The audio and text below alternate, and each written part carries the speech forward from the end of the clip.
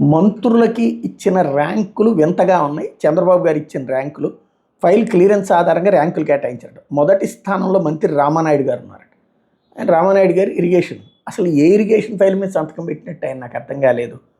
ఏదైనా ప్రాజెక్టులు, ఆ ప్రాజెక్టులకు సంబంధించినటువంటి డిపిఆర్, ఆ తర్వాత అవి అప్రూవల్, వీటి మీద కదా ఉండేది. ఎలకనైతే రాష్ట్రంలో వందల ప్రాజెక్టులు ఆమోదించబడి ఉండాలి. కానీ ఆయన ఫైల్ క్లియరెన్స్ చేలో నెంబర్ 1 ఉన్నారట. మరి ఏం క్లియర్ చేశారో తెలియదు. చివరి స్థానాల్లో కొల్లు రవీంద్ర, అచ్చెన్నాయుడు, పయ్యావుల కేశవ్ ఉన్నారట. కొల్లు రవీంద్ర ఎక్సైజ్ మంత్రి. ఏం ఫైల్ పెట్టాలి ఆయన సంతకాలు? ధరలు పెరగడం, ధరలు తగ్గించడం. అదేం తగ్గించేదేం లేదు, పెంచేదే.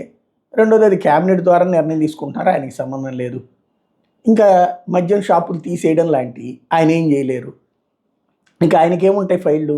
అచ్చెన్నాయుడు వ్యవసాయ శాఖ మంత్రి, ఆయనకి సంబంధించి ఏం చేయాలన్నటువంటిది ఏది ఆగ్రోస్ లాంటి ఇష్యూ ఫైల్ క్లియర్ అయితేనే కదా ఇష్యూ నడిచింది. ఇకపోతే పయ్యావుల కేసు ఆర్థిక మంత్రి, ఆయన క్లియర్ చేయకుండా జీతాలు ఎట్లా వస్తాయి నాకు అర్థం కాల. ప్రతి నెల జీతం దగ్గర నుంచి ప్రతి బిల్లు ఆయన క్లియర్ చేస్తేనే కదా వచ్చేది. అంటే రాష్ట్రంలో డబ్బులు ఏమీ వాడట్లేదా? వాడే డబ్బులు పయ్యావుల కేసు కాకుండా ఇంకెవరన్నా సంతకం పెడుతున్నారా? ఇదంతా ఒక గందరగోళంగా ఉంది. అదే సందర్భంలో సెకండ్ ప్లేస్లో నారా లోకేష్ ఉన్నారు, థర్డ్ ప్లేస్లో సత్యకుమార్ యాదవ్ ఉన్నారు. వీళ్ళ తర్వాత 4వ స్థానంలో హోంమంత్రి అయితే 5వ స్థానంలో పౌర సరఫరాల శాఖ మంత్రి నాదెళ్ల మనోహర్.